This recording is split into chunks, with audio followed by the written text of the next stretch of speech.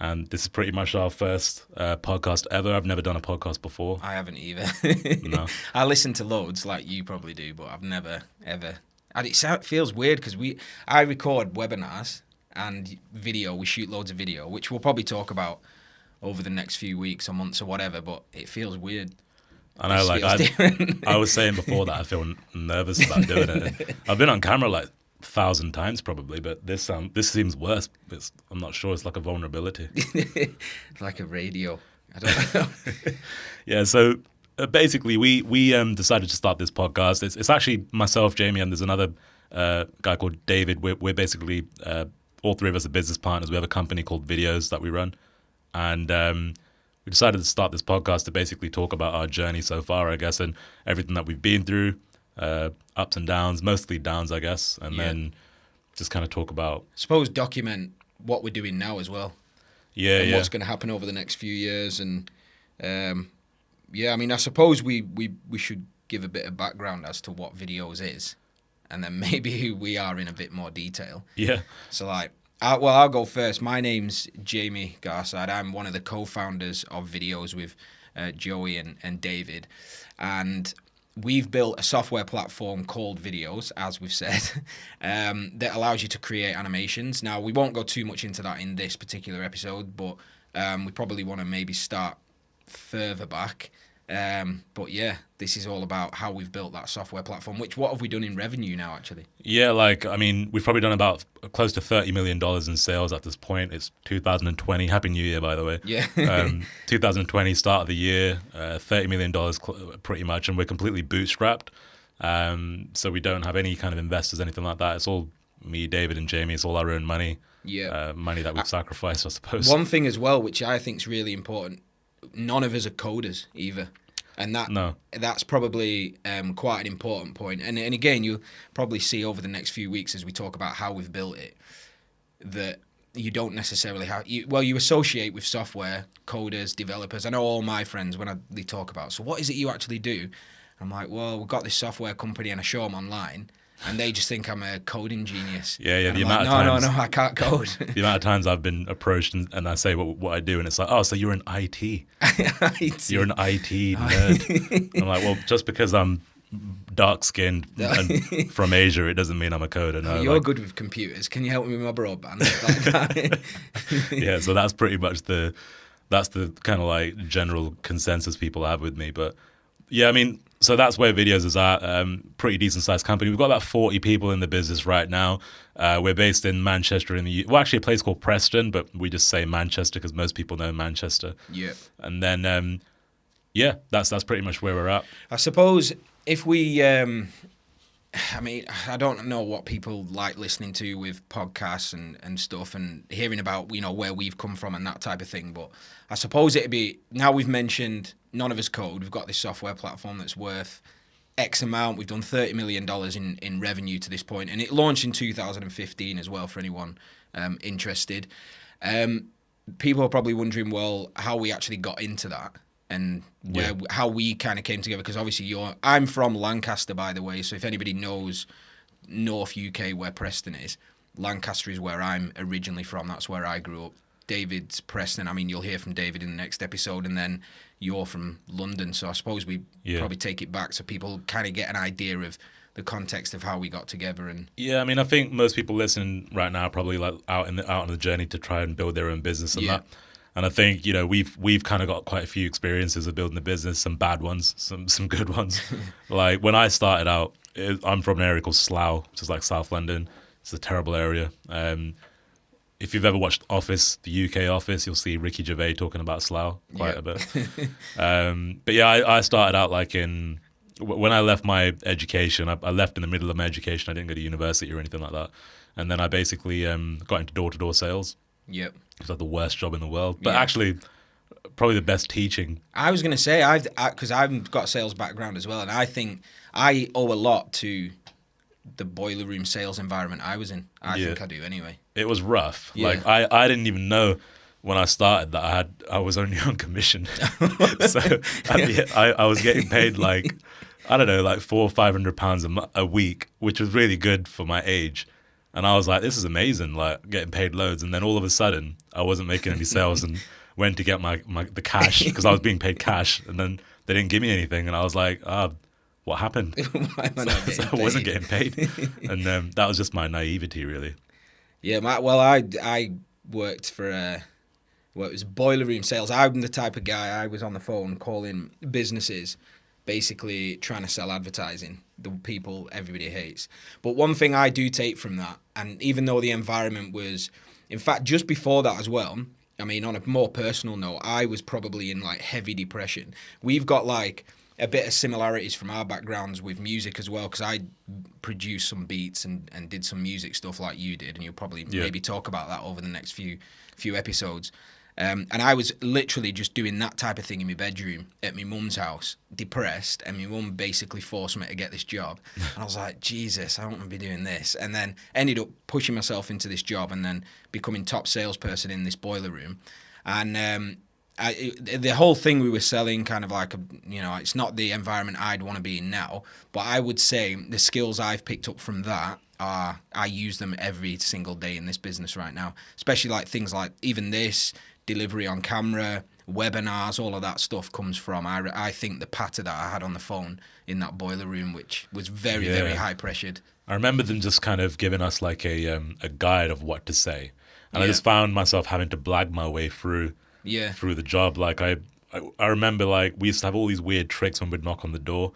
Like we'd like, as we're kind of pitching at the door, we'd accidentally lean into the doorbell and things like that on purpose, just to like kind of like make the whole moment like more enjoyable for the person at the door. Just things like that. Pattern interrupt that, isn't it? Yeah, and I think I got a lot of confidence, like in terms of just speaking to people about work. Anyway, I'm not a confident person generally, but I think with that kind of thing, I got confident. You doing have to that be kind on of that, thing. don't you? Forced into it, I suppose. Yeah, and then I mean, I started out door to door, and then I got into like banking, and I wanted to do mortgages and loans. So I thought that would be the way to get rich. And was it recruitment as well? You were like later on, after the bank, I went and worked in recruitment, which was a horrendous job. We've had some bad experiences with that as well, which we'll probably talk about over the next few bad weeks. hires. Recruitment, and then basically like I started working at this events company, which actually was probably the best job I had, where I was managing a team of like 20 odd people. I was pretty young at the time as well, but then they made me redundant. So it's like that fucked up as well, basically. Oh, sorry. I don't even know I'm supposed to. Yeah, that'll sorry.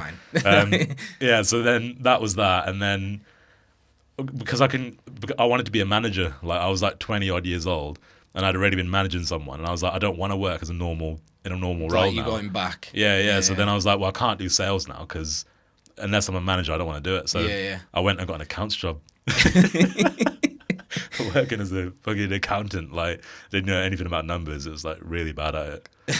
So I was in the sales for a couple of years. Then I went on my own, and that's when you do you know what? I think sales as well, for anybody that's in sales, probably might even have that entrepreneurial. In fact, I think that type of industry, when you go into sales, you have to have that entrepreneurial type of spirit, if you will. You want to earn money, make money, and I think what I was doing was selling web design, SEO, all of that wave, and then I thought I can build websites. I've got WordPress, in fact, it wasn't WordPress at the time. It was something even worse. Xsite Pro. It was. I don't know if you remember that. Xsite, which was XSIT Pro. I don't know if that company's still there, but I used to be able to build these HTML sites on there, and I figured out how to do my own SEO on local or whatever, and I thought, well, I may as well, if I'm selling this every day in for someone else, I'll go myself.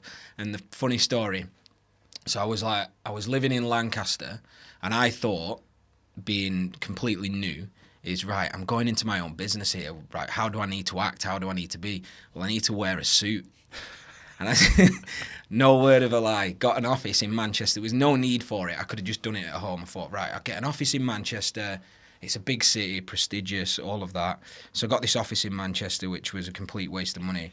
But I used to travel every day on the train into Manchester from Lancaster, staying at my sister's house as well, because it was quite a long commute, in a suit to sit in an office on my own. Oh my God. And and I sold SEO and web design in there, and basically just got a few clients, but nothing big. And then I started getting into marketing online. That's because you're kind of looking around, you're on forums, you're looking at how can you do this SEO. Came across the Warrior Forum, which is we were all kind of part of that. And then from there just started making digital products. That was kind of how I moved towards internet. It's IT. funny you said I thought about the suit thing, because I think a lot of people when they start, it's like I did the same thing. Like I got business cards when I started, and I think a lot of people when they're probably hearing this now and they're like, well, I've got a business card. But I think you've got to like think, well, why have you got a business card? Like why are you trying to look more? It's almost like faking it before you make it. What is that noise? Is that your phone? No, it's not my phone. Shit, it might be my laptop.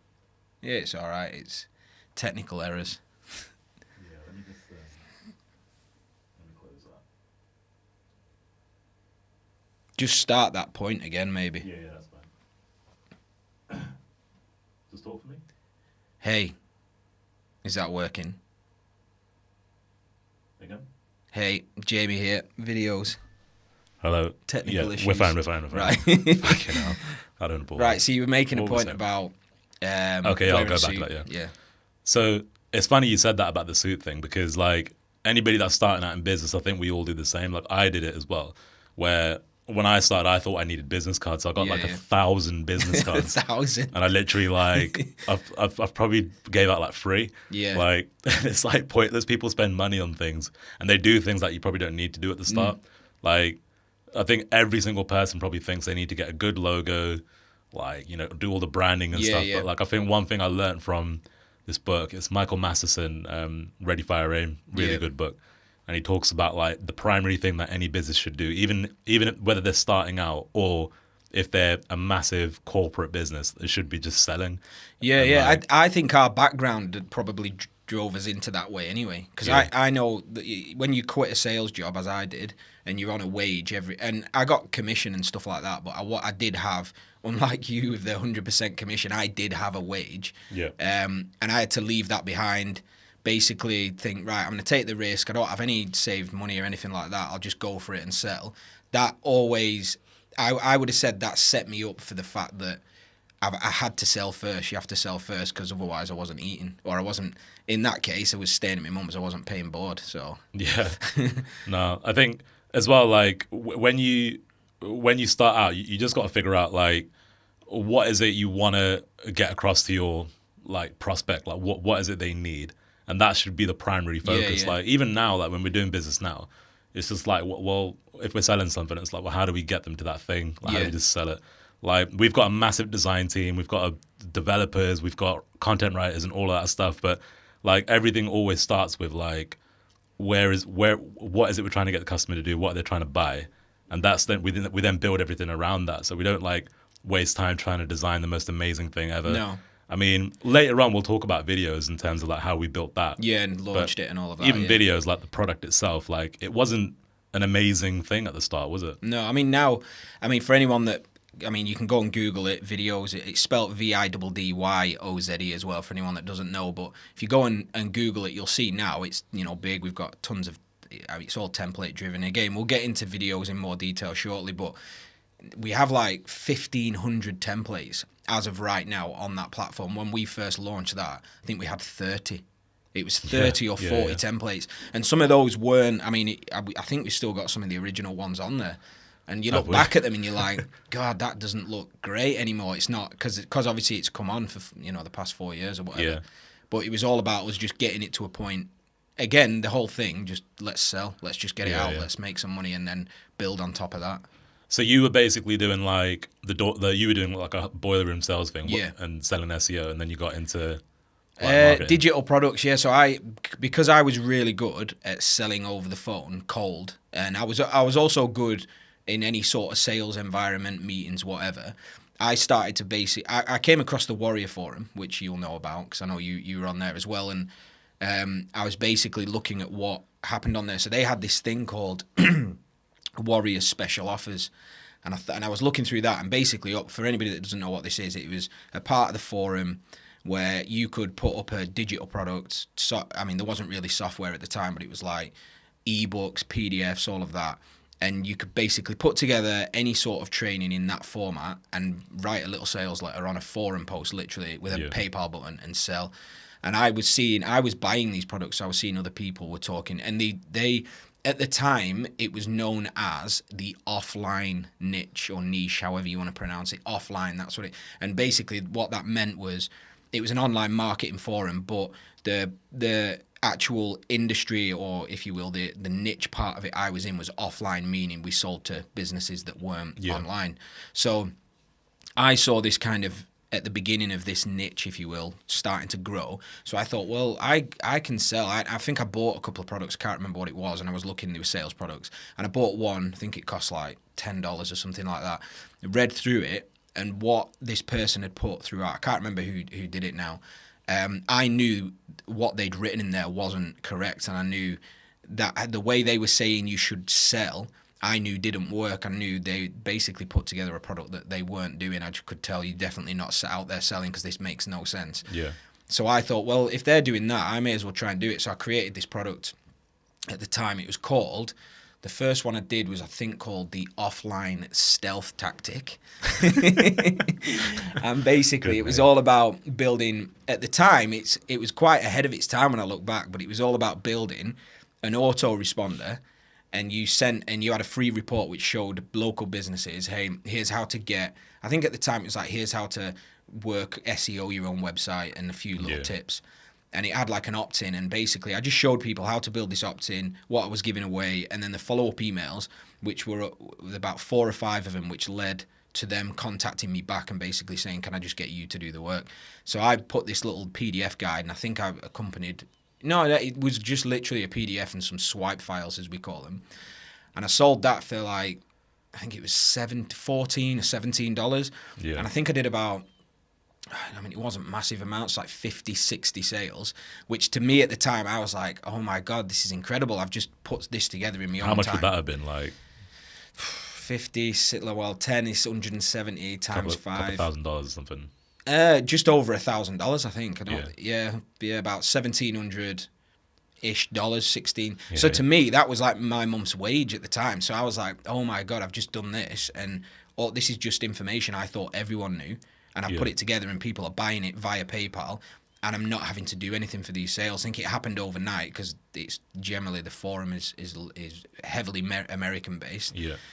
And then I've woke up in the morning to all these PayPal notifications, and I'm like, I need to be doing more of this. I've got loads more. And then from there, I just created products like that. Yeah. Is that similar to how you on the same? I remember when I discovered Warrior Forum, it was basically, it's really quite an odd story, really. Like, I've got a friend called Jay, who's also in the digital marketing space. And basically, well, you've met Jay, you know Jay. Yeah. And basically, like, we've grown up together. Me and Jay, like, known each other since we were 1. Like, I've seen him running around naked in my house as a child for some reason, but more than once as well. But anyway, me and him have been best mates like pretty much all our lives. But when we turned about 16, 17, we lost touch completely, and we hadn't seen each other for like 4 or 5 years or something. Yeah. And all of a sudden, I heard about this mastermind that was happening in Slough, in the area, and I was like, all right, well, I'll go along, because I saw like the Warrior Forum online. So I typed in how to make money online, and literally Warrior Forum is what I found. That's pretty much how I come across it. And then there was this mastermind happening locally. I went to it, and he was there, basically. And I was like, oh my God, like, this is weird. Yeah. So me and Jay pretty much like got into it at the same time. And then there was another guy there called Jovan who knew of somebody in Wales who was doing really well. His name was Alex.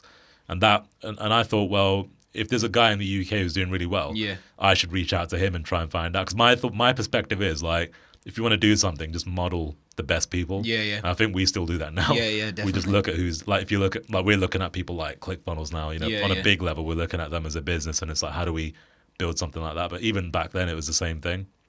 And then, I just started, like, I reached out to Alex and was just like, look, like, I want you to train me how to build a business. I want to teach me how to build a business, but I didn't have any money. So he ignored my messages for like a good 3 or 4 months, basically, like just constantly, like, I was just hammering him. And in the meantime, I was trying to build products and that. I built an info product, and it was called Road to Wealth Coaching, which is like the worst. This was before all the video stuff. Yeah. I was trying to teach people how to build a list, basically. Right. And it was funny because I hadn't built my own lists at the time. So I was just like repurposing. Road to Wealth. How so cheesy names. Yeah. I was just repurposing content, trying to do that. And then, yeah, that didn't work. It was crap, to be honest. And then Alex finally responded and just said, yeah, like, you know, what is it you do in that? And I was like, well, I make videos. And I've always had a bit of a skill of making videos, like when I was a kid. I've always been into it, like filming parties, weddings and that. And then basically I just said to him, look, like, if you want, I'll come and film your events and that. In return, like, just give me some tips or just like let me into some of your content and that. Yeah. He didn't say yes straight away. He basically said like, well, I need to see what you can do, because I didn't even have like a website and that or a portfolio to show anything. So I had to like go and borrow a camera off someone. And then I got Jay and I said, look, let's make a quick video together so I can show this guy what I can do. Made a quick video in a day, sent it back out, and then Alex was like, all right, like, this is good. And then because he liked it, he invited me out to his office. Yeah. And even that was long because like he was like, yeah, you'll have to get a train up. And I was like, I ain't got no money to get a train. So because Alex was in London at the time, he thought, well, look, I'll just pick you up then. And he picked me up from my house. Like, and my mum was Where like... did you go to? Where about? Is it Wales you went to? Yeah, like... So it was like... Cardiff, was it? Or? Yeah, 2.5 hour drive or something from London. And like my mum was just like, what are you doing? Like, you're just going with this strange guy you've met online who's claiming he's a millionaire. And like, you're just like going in this black tinted out Range Rover. But so it just looked really weird. And Alex, like, you know, he likes his weed and that. And he's like, well, he did back then. And he's like, you know, he's dressed up in his like really...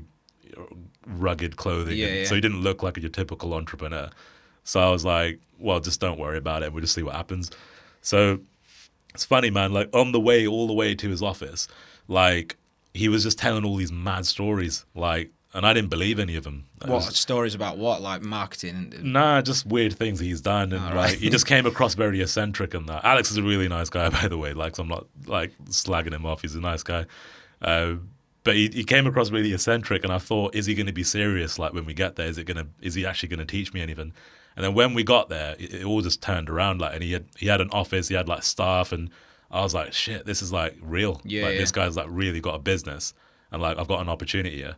So literally, I just worked like for the whole week up until like literally every night I was in the office till really late, just making videos because I wanted to show him what I could do. And then the video basically got made. We were there.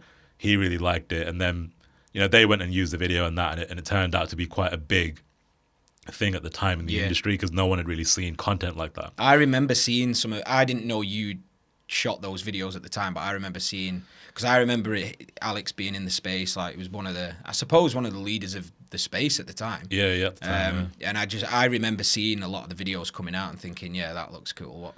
What's he doing? And I didn't know you were shooting him at the time. Yeah, I mean, I remember him showing. We were in a car, and he got a phone call with Frank Kern, and even Frank Kern was on the phone, and he was like, that's a good video. And I was like, whoa, like, he liked the video. That means that I must be able to do something gooder.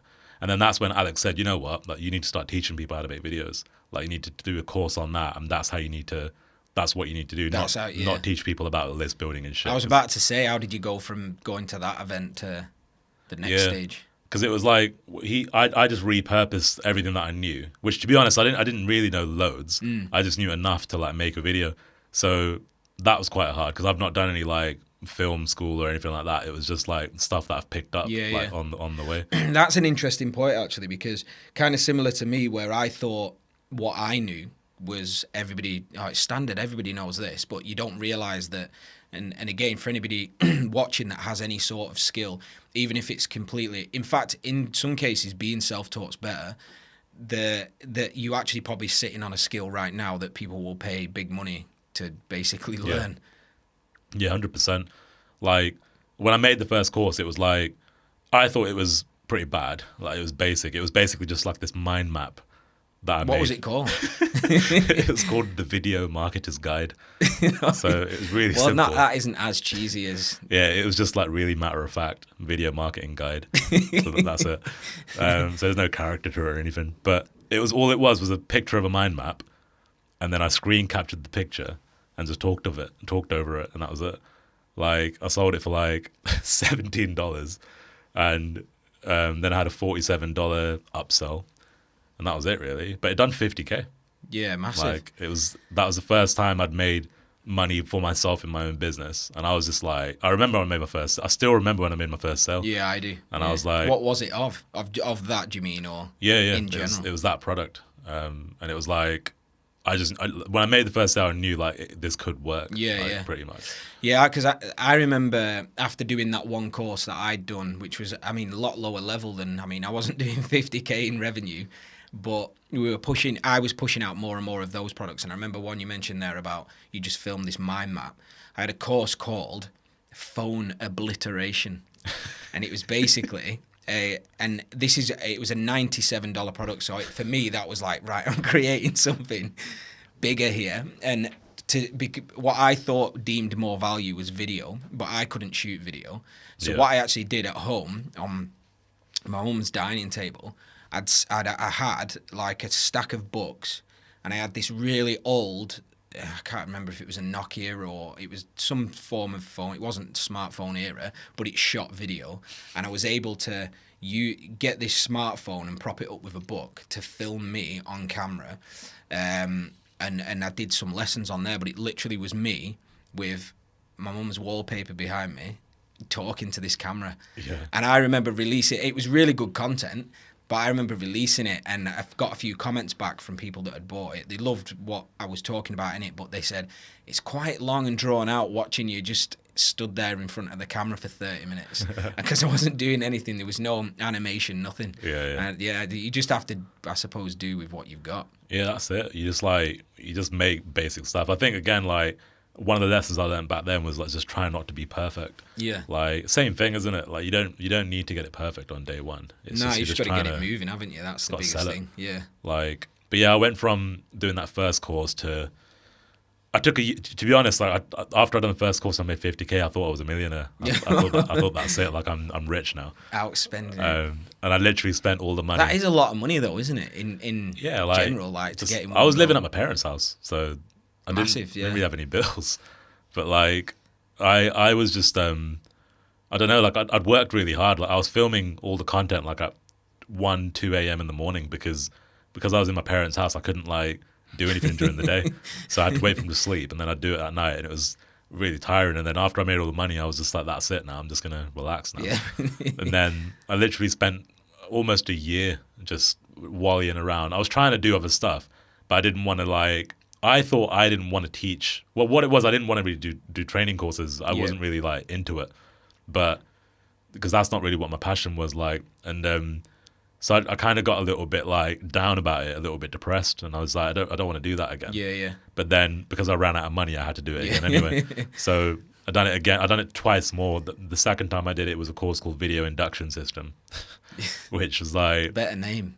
Slightly, yeah. But then that one did 150K. That massive. And I was like, oh, that's crazy, man. Like 6 figures. Like I was in a very good place then. But again, like I was just not happy, like fulfilled with what I was doing. I was kind of like, I don't know, umming and ahhing, like, do I really want to just make courses, basically? And then I didn't want to do what I did before and lose all the money, so I done it again, like quite quickly. Yeah. And I made another one called iPocket Video. I remember that one. That was the first one where I saw, that looks cool. Yeah. I remember the video you did down the street with the phone in your hand, was it? Or yeah, just like shooting my video myself, like with this selfie stick thing. Basically. Yeah. And that was like just teaching people how to make videos with their phone, and that did about 140K, that one.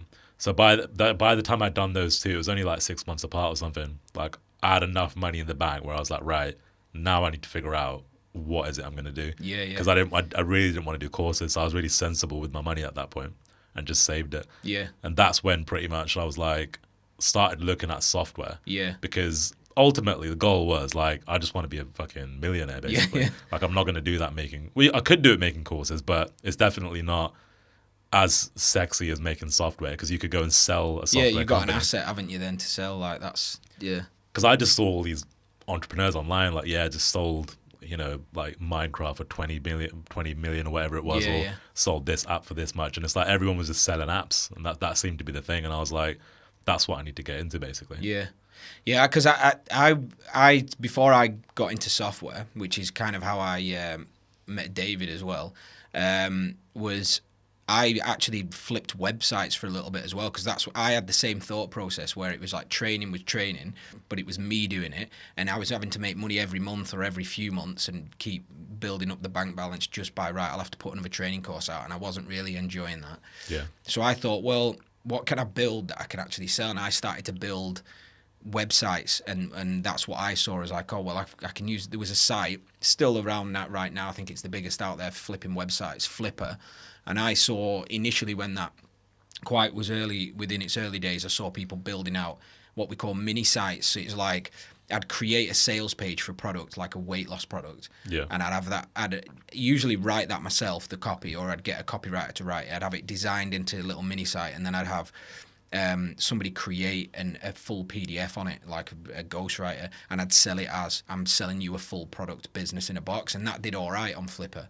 And then I started a theme that when I got into software, I started a WordPress theme company with a guy called Peter Beattie, and again we built this WordPress theme business called Primo Press, which did really well. We created these themes and we resold them within the same markets, Warrior Form, but we actually were doing quite nice, 5 figures easily, multiple 5 figures per launch, and we started to create this cool little WordPress theme business. Since ended up going our separate ways. We had different pursuits, and we sold that business. But then that's how I kind of started to look the same way as you, where I was thinking I need something that isn't me, that's not Jamie doing this training. It's an asset that can be sold to somebody else, and that's how I got into software. And from working with Peter, that's when I kind of met David. I actually met. And again, David might tell this story in more detail in the next episode, but I had gone out to North Carolina to a Warrior Forum event, and the reason I went out there was to meet Peter Beattie, because we were working together. I was like, oh, well, I'll come out to the States, we can meet up and chat. So I'd met Peter there, and it just so happened that within the bar where I'd met Peter and I was out there with him at the event, Peter went home early, and then I ended up meeting David at that same event, and then that triggered off obviously another path for me. That's mad. It's crazy how things come together, really. Like, because if you didn't meet Peter, then you wouldn't have. No, if I didn't go out even there, done that. No, even though David was up the road, and I think David knew of me beforehand anyway, because I think he might have even bought some of my courses.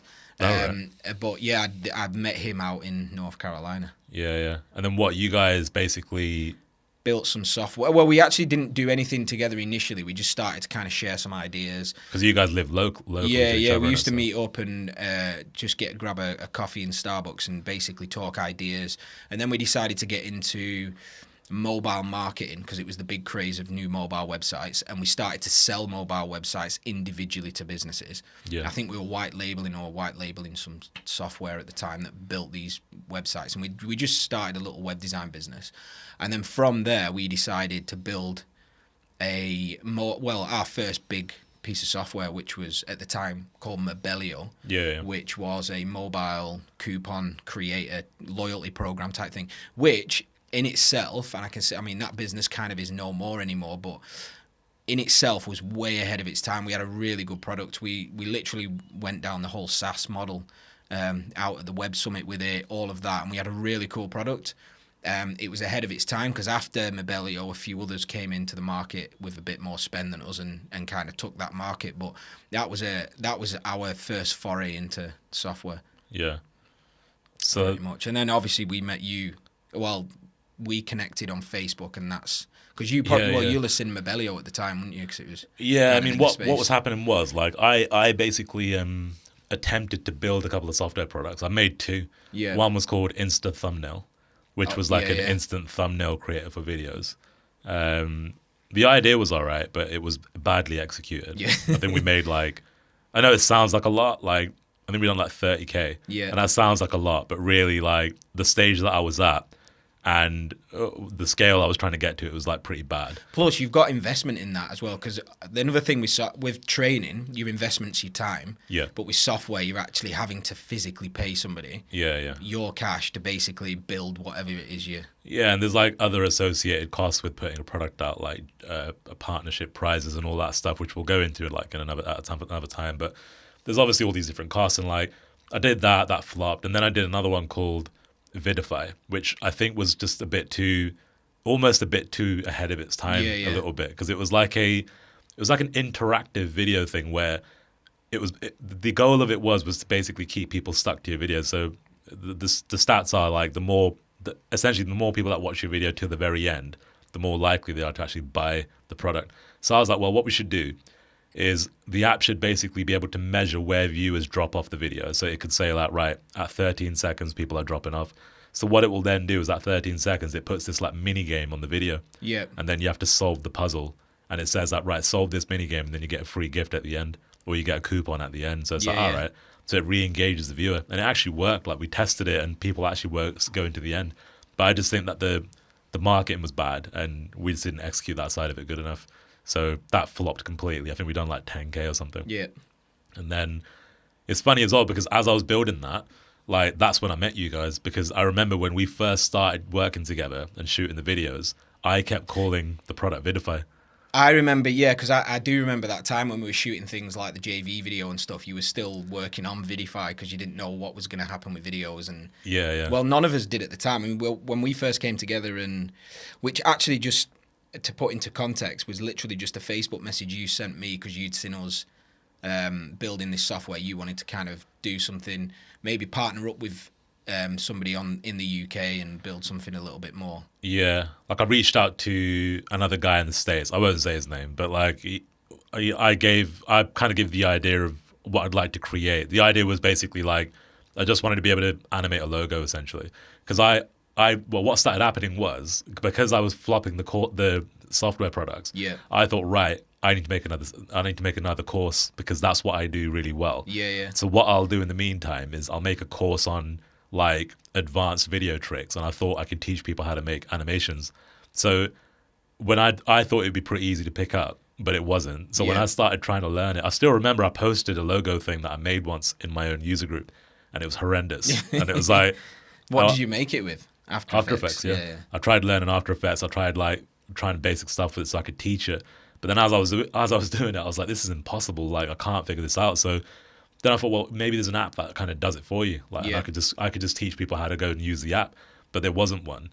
So I thought, like if there was a way you could just automate this process where you could like animate a logo, that'd be pretty mint. Yeah. So then I took that idea to one guy in the US who basically like he made a prototype, and it was just the stupidest thing ever. Like I remember I showed you guys, and it was like we call it the frog thing, like because basically all it did was like it made animations.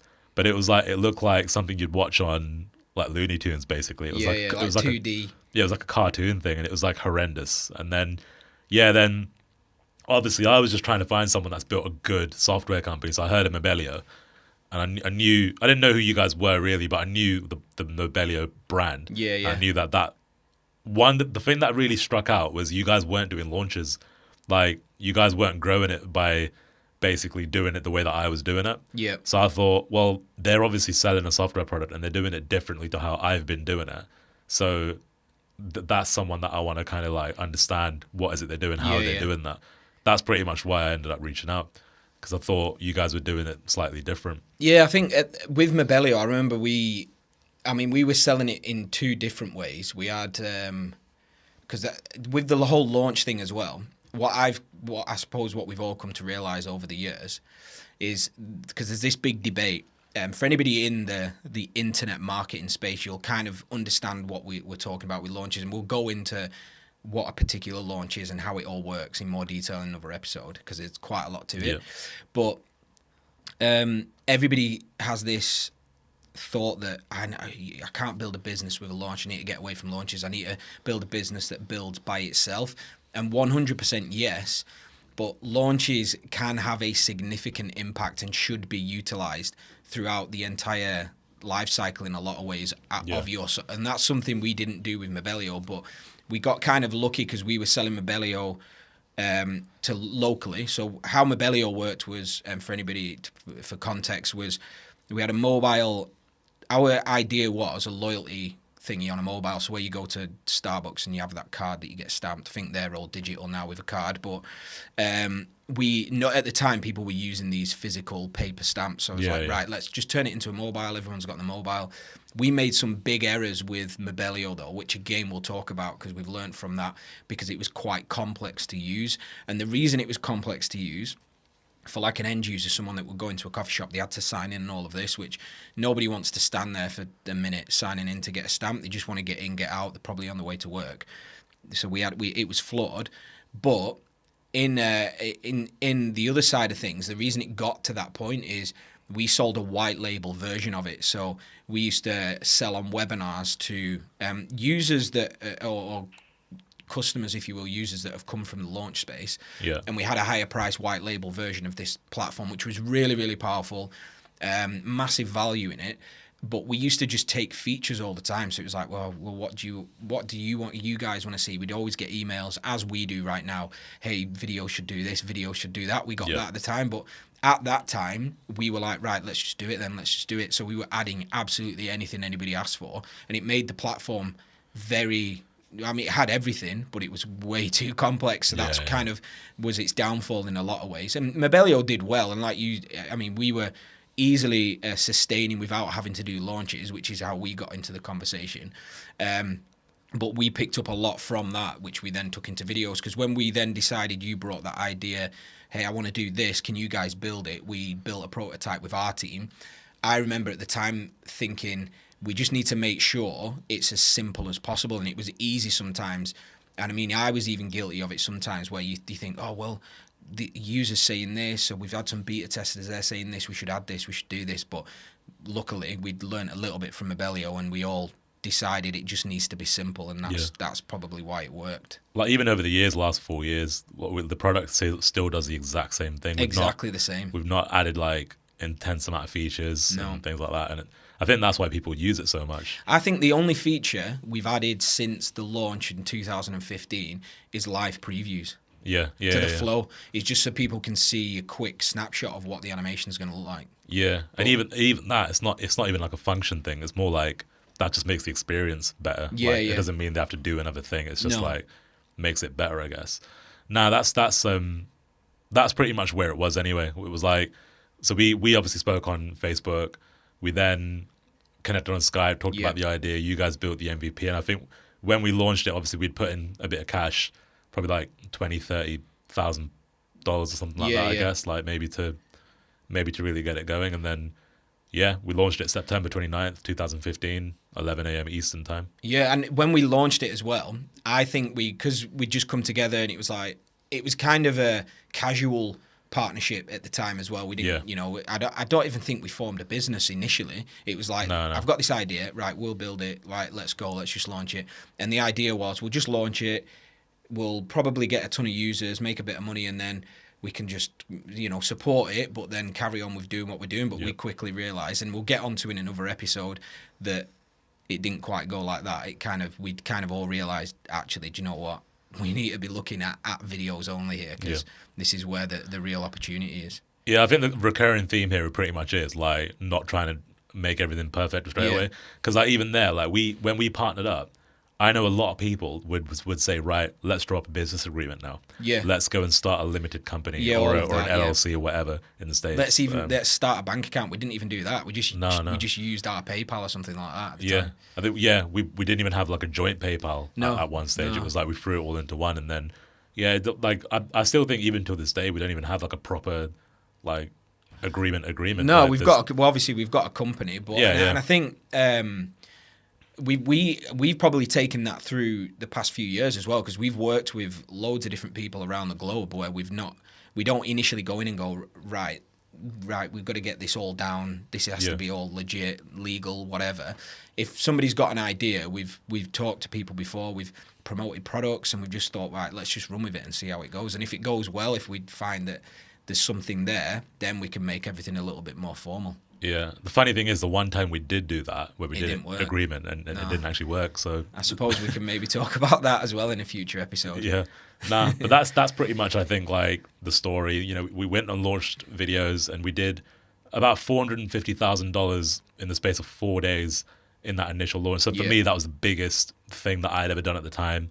I guess for you guys as well. And then literally from that point, it never got smaller. No. Like every time we went and done it, I think the second time we did it was, I can't remember now. June 2016. Yeah, that would have been Viddyoze like 600K or something. Yeah, 600, 650. That was 2.0, wasn't it? And then, I mean, we can explain all of these things, because I think what's important as well is that number 450K isn't just bang, it happened. There was quite a lot that went into making that happen. We kind of failed our way forward, but it kind of came off. Yeah.